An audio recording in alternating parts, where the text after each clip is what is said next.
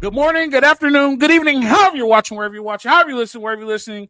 It's the Bet Online Salute Your Troy podcast. Bet Online Salute Your Troy podcast brought to you by betonline.ag. Put in promo code BELIEVE, that's BLEAV. Catch in all the action. If you want to put in any action for this weekend, put in promo code BLEAV.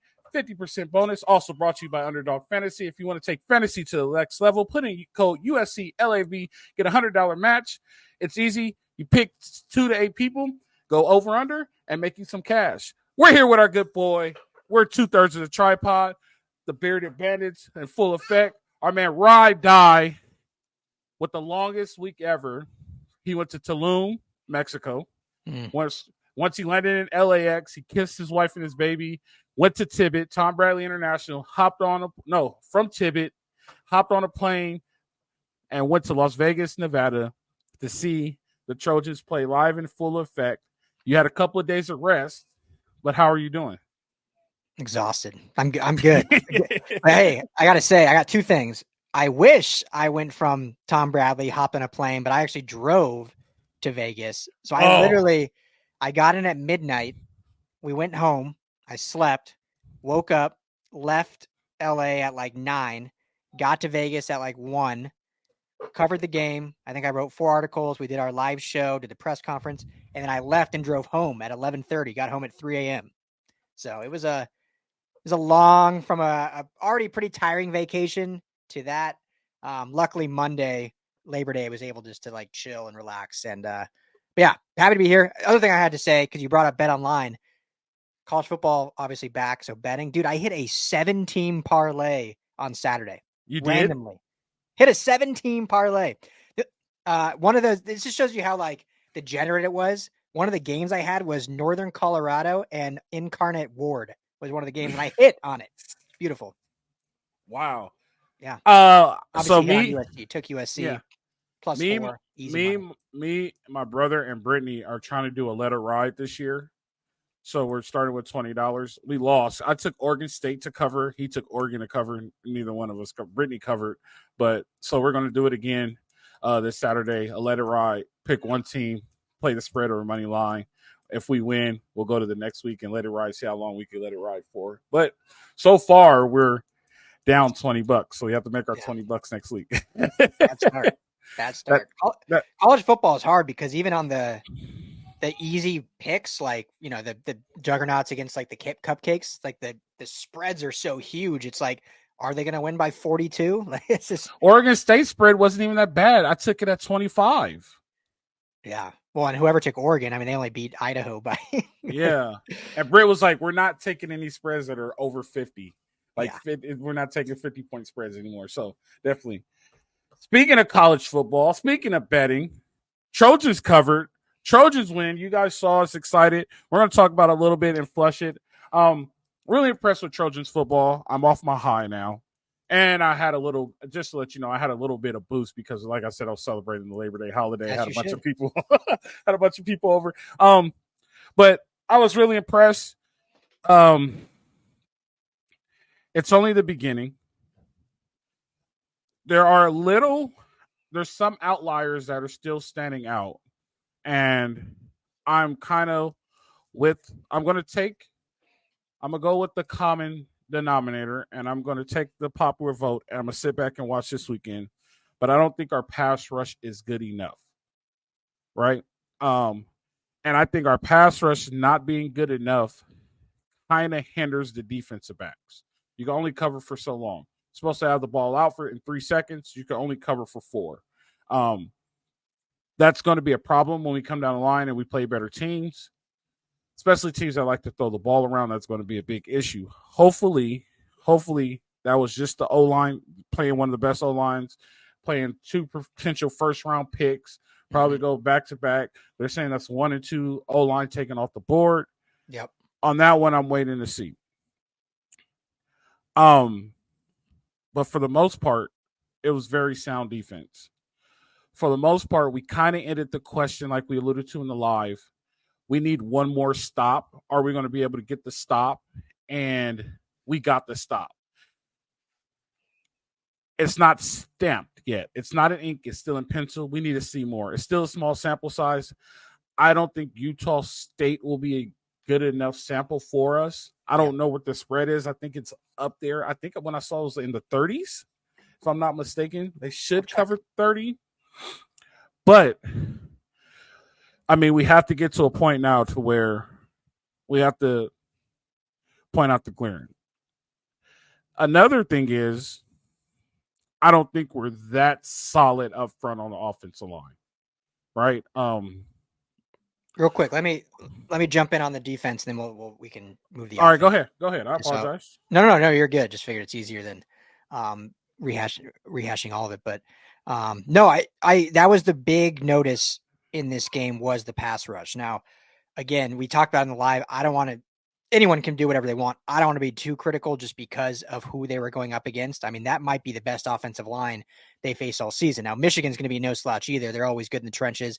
The Big Ten in general is always good in the trenches. So it's not like it's going to get like way easier, but you can make the argument that might be the best, not just offensive line, but coach, when you look at quarterback play, again, it's 1 week, but when you look at, I think your power may have died when I was saying this, but when you look at quarterback play last week, outside of Drew Aller at Penn State, Garrett Nussmeier is probably the best quarterback SC's going to play all year. I mean, when you look at what it looked like, because they're not playing Oregon, when you look at what Garbers look like at UCLA, when you look at what Wisconsin looked like, when you look at, some of the other teams they're playing. Orgy's not even starting for Michigan. Yeah, I mean, they don't know what they're doing yet. In Michigan, they were kind of doing a dual quarterback thing. So the fact that may have been the best passing offense they will face. Now, again, it's 1 week, a lot can change, and they were able to do what they did speaks volumes, I think. So the pass rush, I agree, we need to see more, but I'm giving them a pass for now because of who they're going up against. Also, the last thing I'll add, they're playing really soft for sure in the first half. They obviously tightened up more in the second. I think, I haven't heard Danton Lynn straight up say this, but I think that was really intentional based on first game, not giving up a big play, making sure communication was key and just keeping everything in front of them and seeing what they could kind of do up front with that front seven.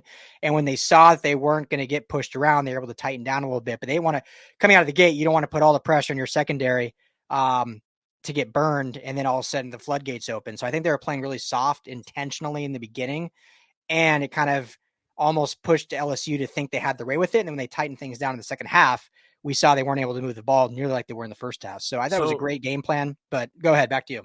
So he was trying to fill out the flow of the game in the first half, and then he came out and was like, "Here you guys go. I got something for you." No, and like I said, this isn't a criticism. These are areas of improvement. Of course. So we have to improve on the pass rush, and it may have been because it was one of the best offensive lines that they see. I don't know, and we need to wait to see. And that's where I am on that. I'm going to switch over to offense. Yeah, go to the offensive line now. I do think that the offensive line had some issues. Now, it's way better than it was the past 2 years. Even Caleb's Heisman year, the offensive line wasn't that great. Last year, the offensive line was just awful. I think it's going to get to a point, and when I say this, I'm thinking January play. Right, we got to prepare for January now if we want to make the playoff. You're going to get to a point to where you're going to place really good defensive lines, right? And we don't know what is good anymore because Florida State apparently still has the top defensive line, and they gave them 200 yards rushing. So, but we're going to get to a point to where you're going to face a defensive line that's really, really good, and you're going to have to hold for those 3 seconds. I'm not saying it's the end of the world, but I'm saying it's something that we could tighten up. I don't know if you know this, but they had where Alani Nua was. Mm-hmm. They had 2 people starting there. Did they rotate the offensive line again this year, or did they stay with the same 5 guys? I couldn't tell from regular broadcasts. Yeah, from what I could tell, Noah played pretty much. I think I could look at snap counts here. I probably should do that anyway, but Noah I think was the guy. Okay, so it's not the end of the world. I'm not saying it's not the end of the world, but we're looking at, and here's the problem with SC, right? If they would have lost, they would have stayed below the radar. They probably would have only lost that game and stayed below the radar. The fact that they beat LSU, SEC team, the only game played on Sunday night, on Labor Day, on opening weekend, and the fact that they're SC, the whole world's watching now. Yeah. And there's no room for error anymore because as soon as they lose now, there goes the typical SC. Now, I will say this: like I said, this is a foundation year, and SC might lose 3 games. They might lose 1, and if they lose 2, it's just going to be a bad day. But it's either going to be Penn State or Michigan. The rest, everybody else on their schedule, they are way better than. There's nobody on their schedule besides Penn State and Michigan that they're not better than. Now, will they have a bad day? This is also another issue that needs to be fixed. That we need. SC never traveled well. Every time they played on the road, they struggle. Is this something that Lincoln Riley's fixed? This is another question that we had on our offseason list, and there's only one way to figure it out, and we'll find that out in 2 weeks when they go to Michigan and play. But they're better than everybody else, and they match up well with Michigan. They match up well with Penn State. So 1 loss, maybe 2 losses on a bad day, but they keep knock off one of those teams. Penn State comes, is it Happy Valley or is it they come here? They come here. People are going to judge me because I don't know the schedule off the top of my head. I apologize, guys. But that's what I'm here for. But Happy Valley, so happy they come here and then they go to the big house. Everybody else is kind of, there may be some challenge up front, but they're way better than everybody on their schedule. We saw what UCLA was. UCLA is what we expected them to be. Wisconsin is what we expected Wisconsin to be. Minnesota, and those guys are going to fix things too. But the thing is, I'm not talking now. I'm talking to get events in the playoffs, the things that we need to fix, because now you're going to play teams that are better than you. But how do you fix those small nuisances to get you over the hill and overcome those battles to be able to advance? What do you have on the offense, Ryan?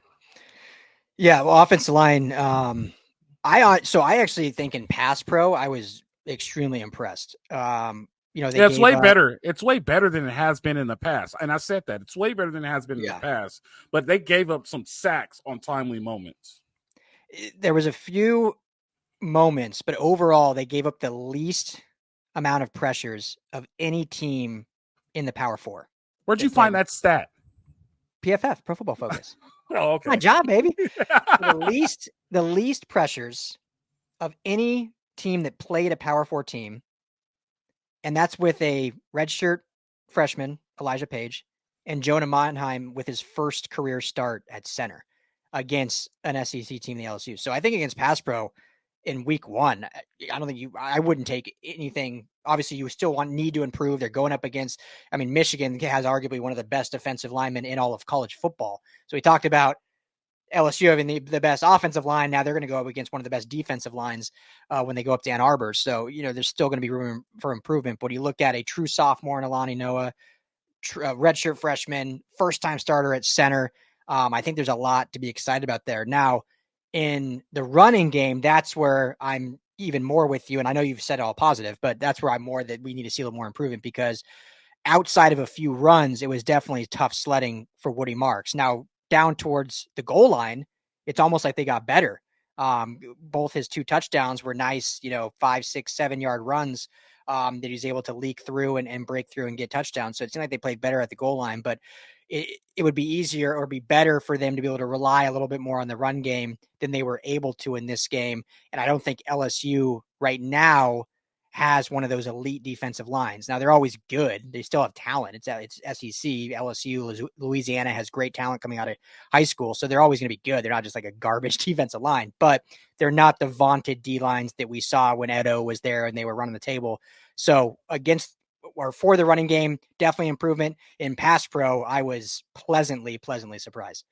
And we got to remember, too, LSU's defense wasn't that bad. They only gave up 27 points. Like, there was 47 points given up in the game. I'm surprised that the wise guys let those teams leave Vegas, because they broke Vegas that day because everybody took the over, right? Oh, yeah. So Vegas our guy Jake was right. He said, yeah, when there's 2 powerhouse offenses, take the under. 2 powerhouse defenses, take the over. He was right. So take the – and I told Jamal, I called 24-27 USC.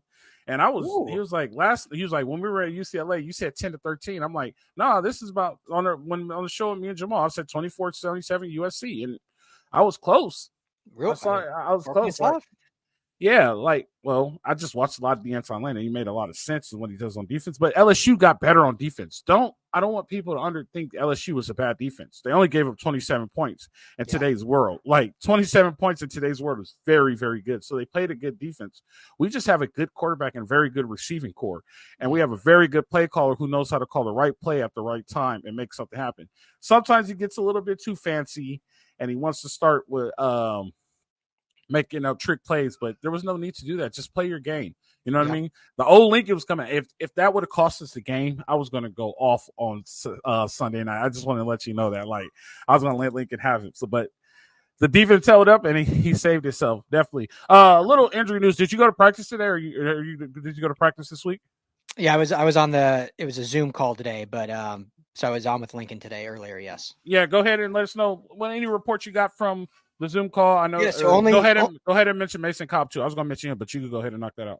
Yeah, so that's the only injury designation. Everyone else fully healthy, which is great to hear. But Cobb is questionable. He's been limited in practice all week. I would anticipate, because of the opponent, no disrespect to Utah State, but they'll just keep him out to get fully healthy. Then they have a bye week, and then they go play Michigan. So there's no sense.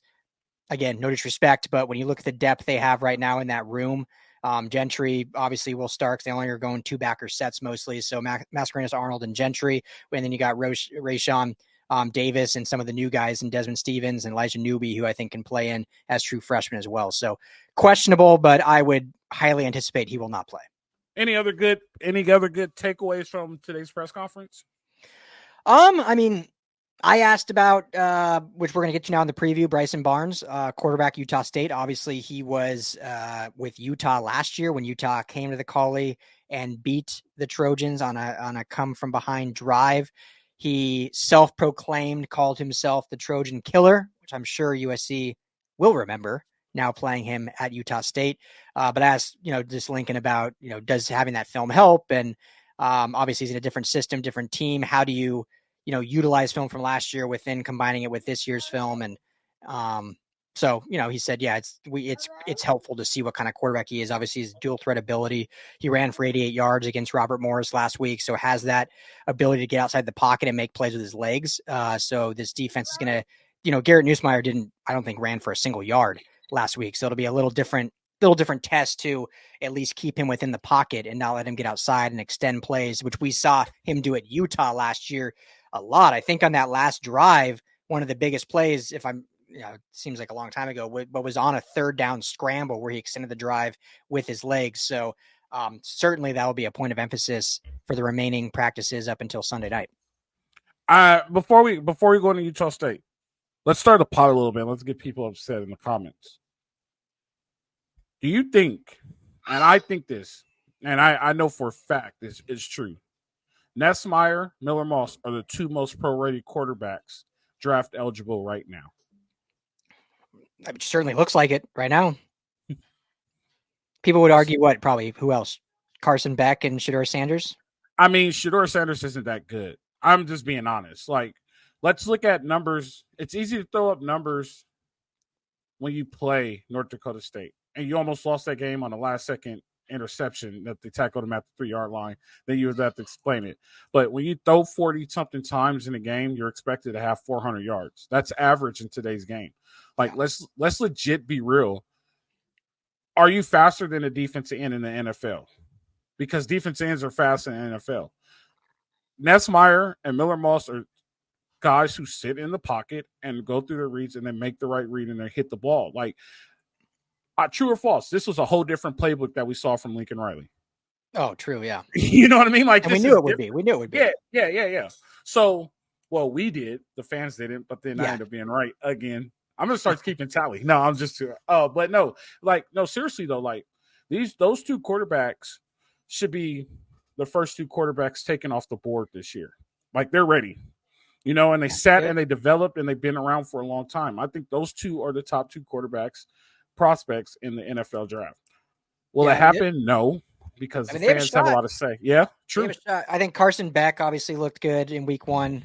against Clemson, Georgia quarterback. Carson Beck is pro ready too. And You're then, right. and I think Quinn Ewers over at Texas is going to probably have a pretty good season as well. Jackson Dart at Ole Miss. I mean, they put up 70 points. Obviously, they played a freaking cupcake. But, I mean, let's just say this: if Moss and Newsmeyer, and again, we're getting way ahead of ourselves week one, but if they declare after this year, this is going to be a loaded QB class, even maybe more than what we just saw in the 24 draft.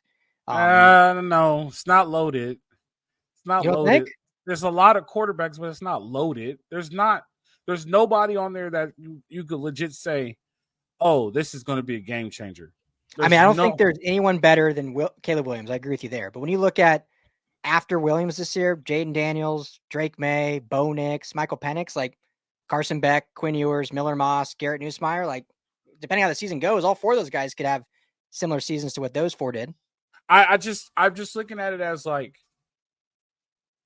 Nessmeyer, Carson Beck, and Miller Moss can run pro offenses without a glitch. Yeah.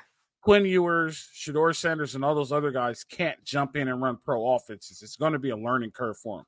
So that's what I mean by when I say pro ready. Yeah. Jackson Dart, I think, can run a pro offense too. You think so? Yeah, I think with Lane Kiffin, they run a pro style offense in a way. Well, we'll find out. We'll find out. Yeah. We'll see. It's early. It's really early. Though. It's a fun question. Yeah. Very early evaluation.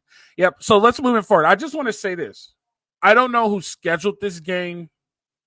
I don't know who is in charge of making this happen, but whoever did this is an example of the USC in the past and why the product on the field was not the way it was supposed to. It's why it was the way it was.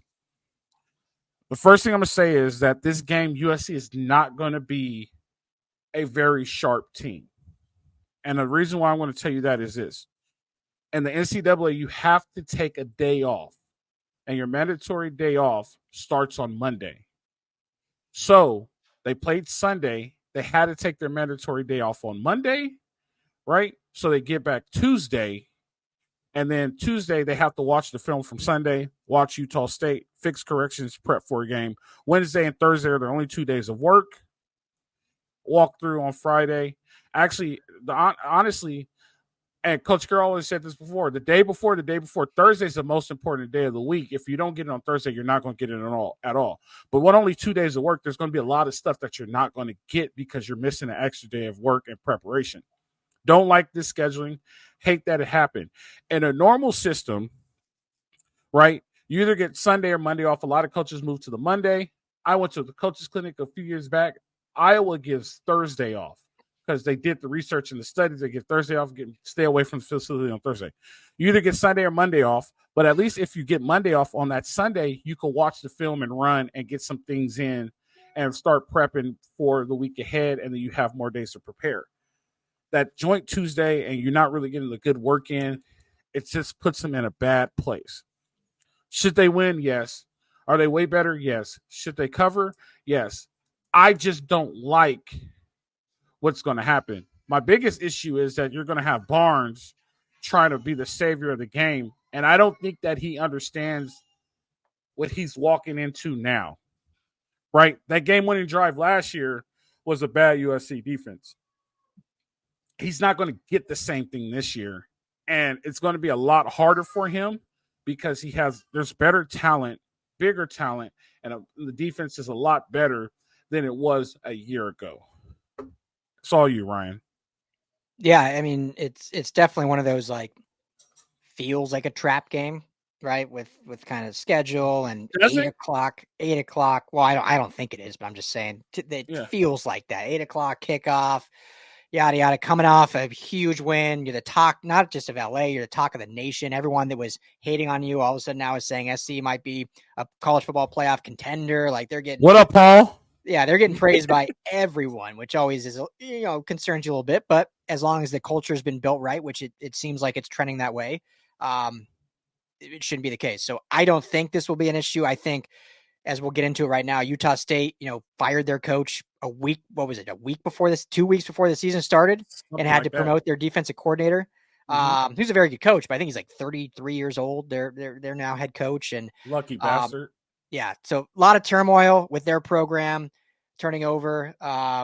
They struggled against Robert Morris last week before kind of pulling away late in that game. So I mean, this has the makings of like not even a trap game where USC would lose, but like come out sluggish, look bad, have to like play their starters all throughout the game.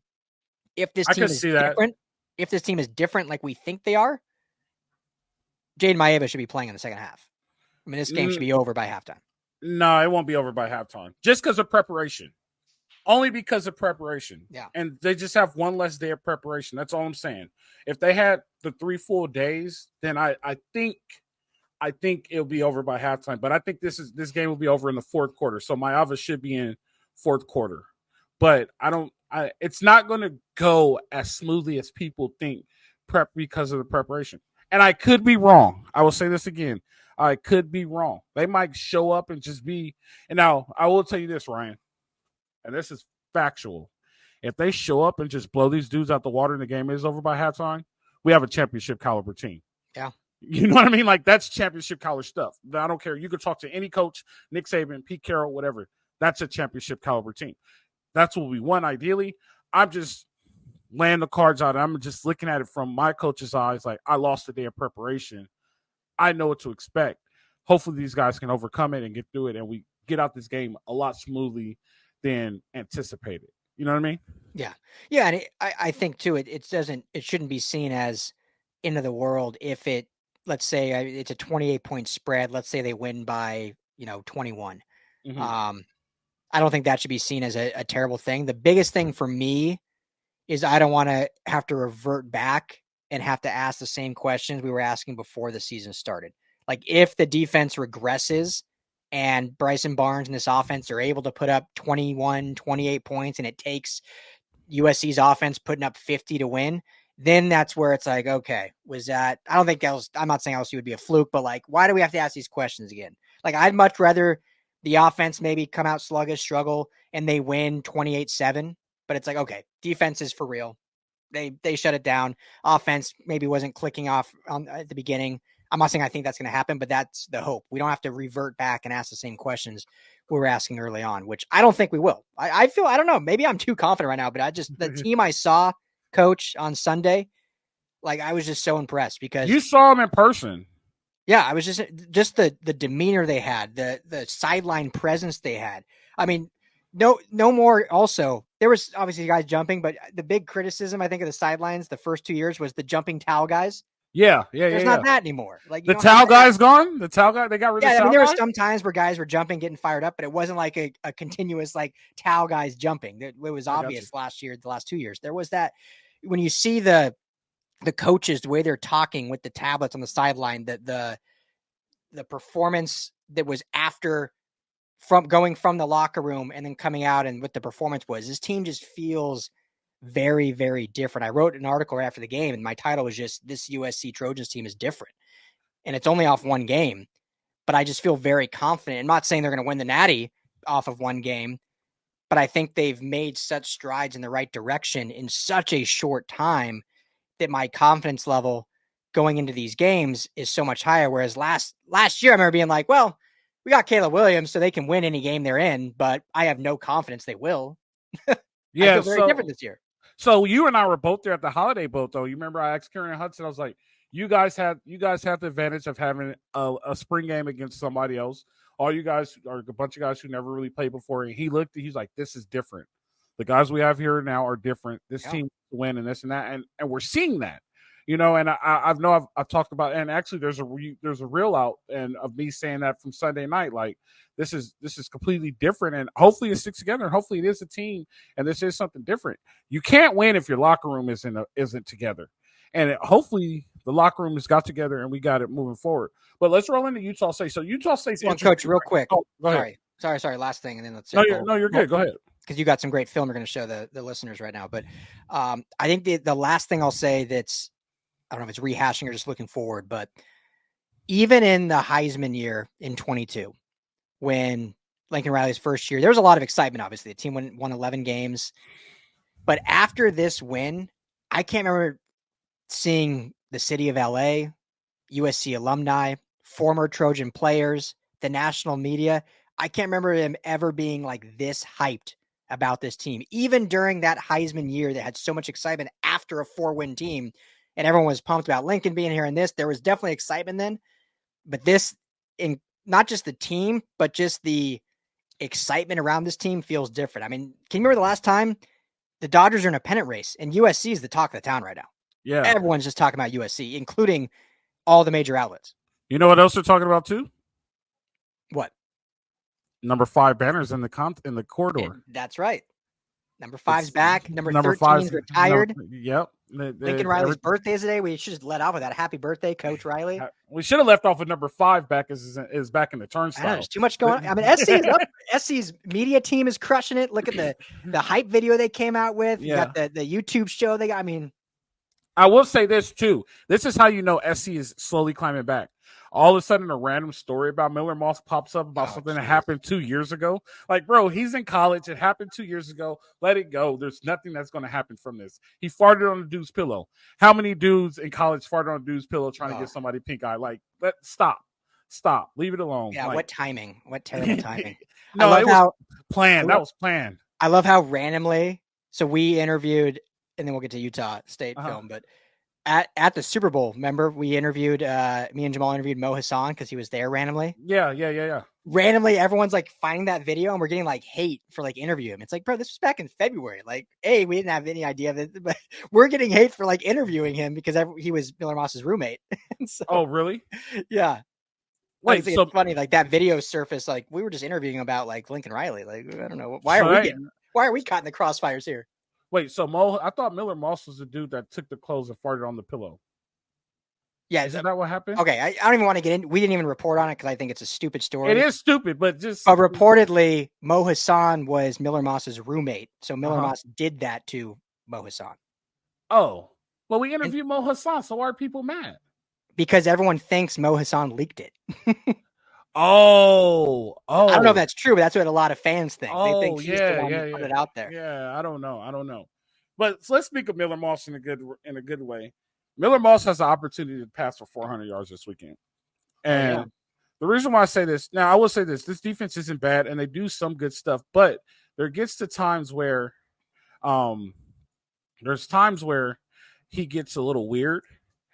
And this is one of the times right here. We see how this is set up right now. This guy right here is a free safety. I have this little John right here. This free safety is here. He's at +3. So +3 is off the hash 3 yards, right? And we say -3, you start moving in towards the hash. Between the numbers and he's at 9 +3. Between the numbers and the hash is the divider. So you kind of use that. You go minus, you go, honestly, minus, you go down. I'm sorry. So he's at, and then plus you go out. Yeah, he's +3. I had to redo it through my brain. He's at +3. So this guy is a free safety. This guy is supposed to cover this middle of the field right here. I will say this. The box is a little sound. They're a little short numbered here because they don't not account for this one. They have 6. They're trying to use this guy to account for it and play the pass in the flats. Doesn't really work. If they want to decide to run power, they could seal this and send it all the way. But the problem we have here is that we have just enough good talent. So you're going to see what happens here. Let's look what happens here when you play the guy here. You want this guy to cover the middle of the field. You can't do that. We got guys that are thinking about Zachariah Branch right here. Nobody there to cover the middle of the field. Beat him one-on-one and man. Touchdown James Madison right there. So those are the things right there that doesn't really make sense, and they put him in a bad situation. Hopefully Miller Moss catches those types of things, and it makes them a lot better. Another thing that we see here is real quick, Coach, on that look they gave him right there, Utah State in the white. It's actually a really similar look to what LSU was lined up in on that final drive when Kyron Hudson caught that one-handed on the sideline. They were playing like a cover 2, but the safeties were closer down. And so Lincoln Riley drew up a perfect play where Zach Branch was able to do an inside, deep slant, which Miller could have hit that or hit Kyron Hudson in that soft spot. And so that look is real similar to what you're saying, where you can hit that deep slant because there's no one going to be there. Well, this isn't even cover 2. They're low-key playing man, and this is LSU is playing cover 2. But I got you. But this similar is look. And a lot of people there's a difference between cover 1 and cover 0. Cover 1, there's always a guy up top helping you. Cover 0, this guy will be locked down on somebody because they're sending the house. This man is in cover 1, and he's supposed to be the up-high player. This dude's legit supposed to cover this right here and have everybody help him. but he's in such a tough position. He's at 9 yards. And if you go back and look at the film and see what he does, so if you even go and look, and we'll watch it from the end zone after, there's no way he could get here. So you have a Kyrie Hunter. Think if this was Zach Branch, just one-on-one. He even makes this dude spin because his technique is awful. He's trying to play him to the sideline and use the sideline as help, which is an age-old trick that I'm not a fan of. And then you have a touchdown, right?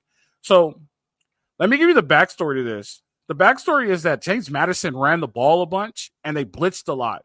So they brought this guy down. This is the guy right here that they brought down. They brought this guy down because they were running the ball a lot. So James Madison got smart and said, hey, let's soften him up. So this is how you soften him up. Bam. You hit him over the top. This guy is trying to go. Once you hit the center field turn, ball's over his head. Anytime the ball's over the free safety's head, you got a touchdown. His effort sucks, right? So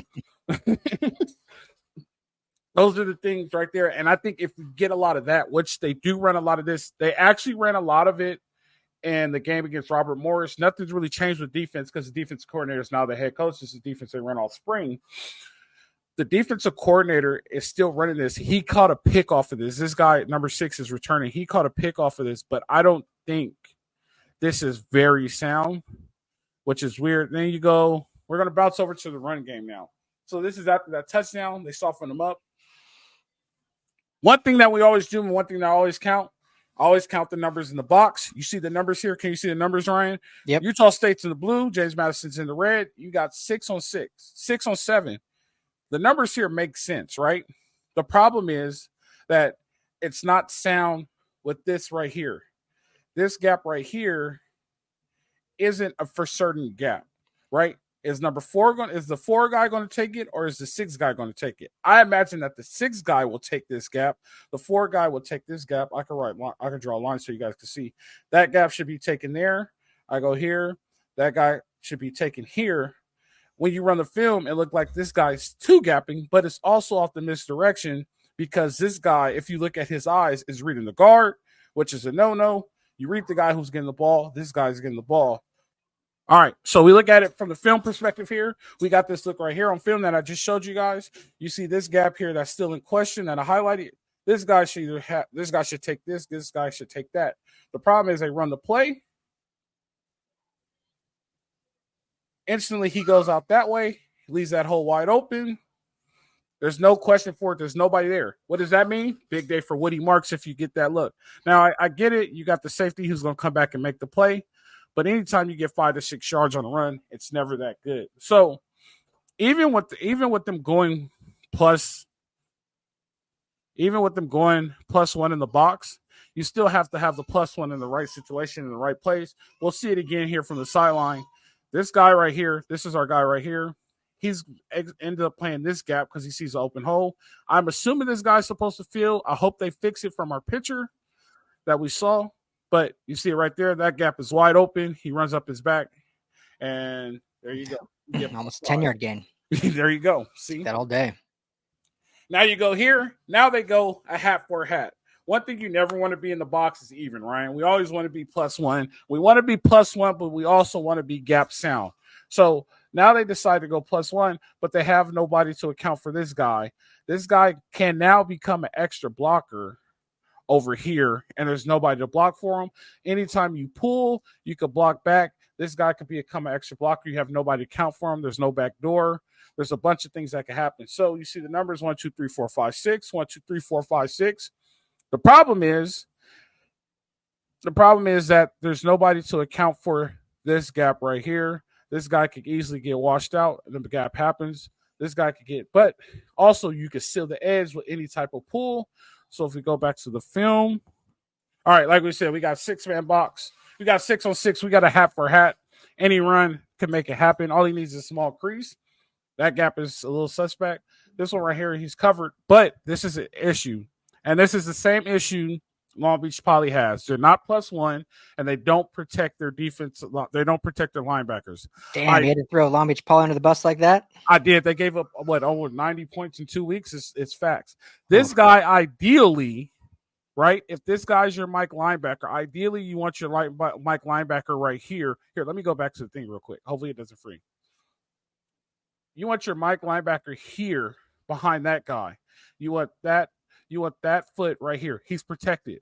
If you got this guy right here, you want this guy. Ideally, you want this foot behind this guy. That way he's protected. You have to protect your backers. You don't protect your backers. This is what happens. Split zone. Everybody's gone. And he's off to the races. Big day for Woody Marks. One thing Lincoln Riley does do is count numbers. So what you're going to get a lot of is counting numbers. This game may be slower and a slower aspect than more traditional football that you see from Lincoln Riley, waiting to count the numbers, waiting to get the look that he wants, and getting a lot of sideline changes because of what Utah State puts on him. I'm not taking anything away from this young defense coordinator. He does some good stuff. There's a little alignment issues that he has that ends up costing him big plays. But offensively, Miller Moss is going to see some stuff also, and I should have put on here. He likes to disguise things, and he uses that disguise sometimes, which runs the safety to the middle field, trying to get interceptions. But our players are faster and a little bit more athletic. You pick Zach Branch, Karen Hudson.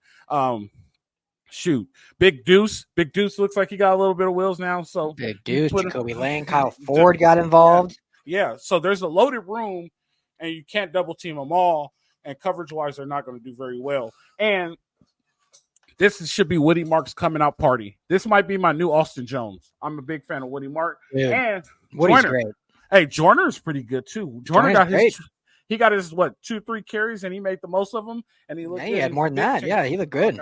So that's a big deal. So I think this week defensively, alignment isn't sound, and I think it's a little bit too complex, and they're trying to do too much.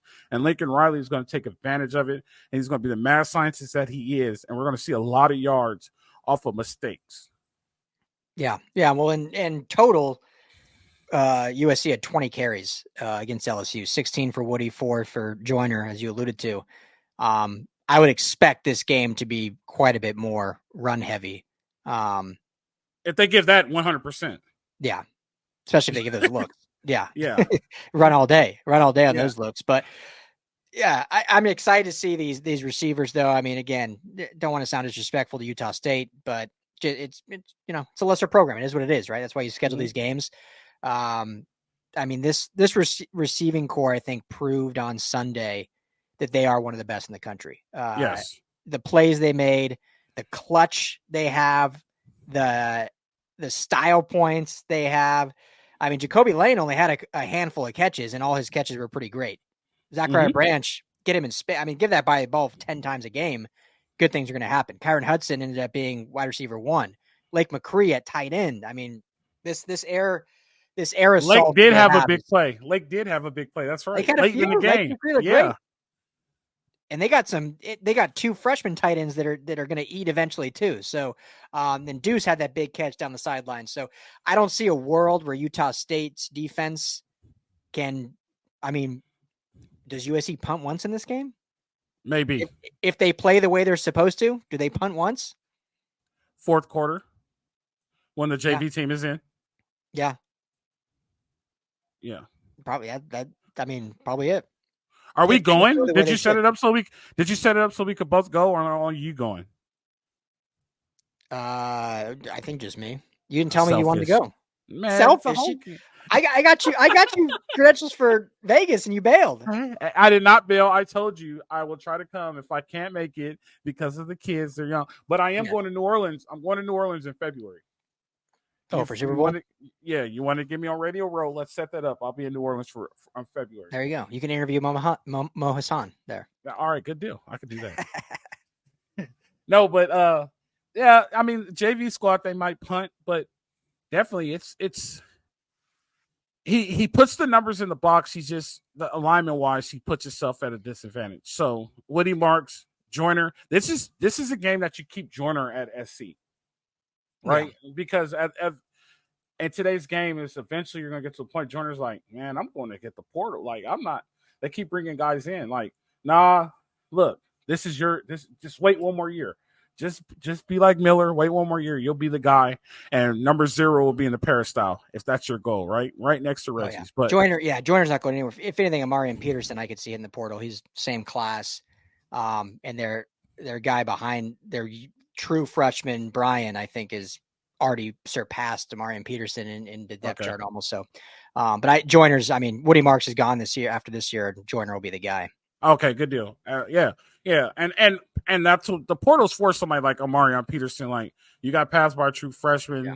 This just is not saying he will, but if anyone, yeah. And that's why you do it. But definitely big run game. But I mean, here's the last thing I'll say, Coach. Like, it feels like a big run game, but if they stack the box, I mean, and they're saying they want to go 1-on-1 with these receivers. Yeah. It might be a big pass game. It might be a 400-yard Miller Moss game where they're just like, we're just going to sling all day because you want to go 1-on-1 with Lane, Deuce, Lemon, and Branch. All right, good luck.